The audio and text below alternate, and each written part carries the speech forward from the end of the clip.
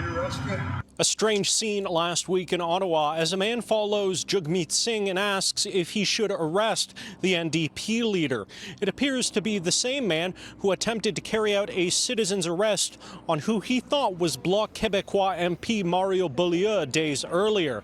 Except it wasn't Beaulieu, it was a Radio-Canada journalist. People who want to use intimidation, they themselves feel the need to validate an ideology they think we should assimilate to. It's not tolerable, not in a democracy, not within media, or in parallel with social media we have today. On a personal note, I felt safe and comfortable. I was okay in the situation that happened.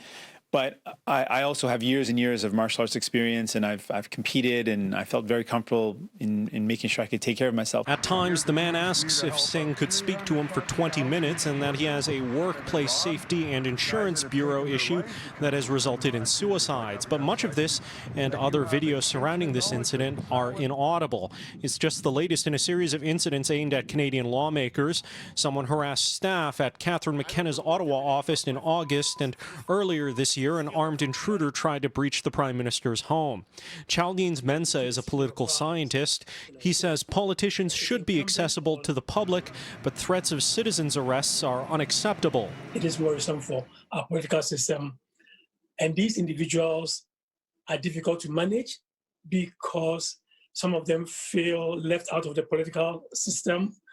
They feel that the system is not meeting their needs. You know, I think it's all part of this populist trend around the world, right? I do believe we've got a culture of openness in Canada, which is special. Lots of folks that I know from countries around the world see a massive barrier between themselves and elected officials because there's this presence of a big security detail. And I feel like the ability to approach our elected officials is important, but there is a balance we have to strike with the safety and security. People should be able to do their work without fear. In a statement, the Parliamentary Protective Service says it's increasing its presence and visibility around the precinct. Some of these videos were posted to a Facebook page called The Canadian Revolution and a YouTube page of the same name. The group doesn't list specific goals, but says it wants to put legislative power in the hands of the people. Professor Mensah says while it's not likely the group has the capacity or desire to enact a violent revolution, the language is alarming. A revolution is a violent, rapid upheaval against the system. This is contrary to our democratic ethos in Canada, and I think the law enforcement agencies have to take these things very seriously because we don't want to enter into a space where people are being hurt. While the Parliamentary Protective Service covers what happens on parliamentary grounds, what happens outside is covered by Ottawa Police.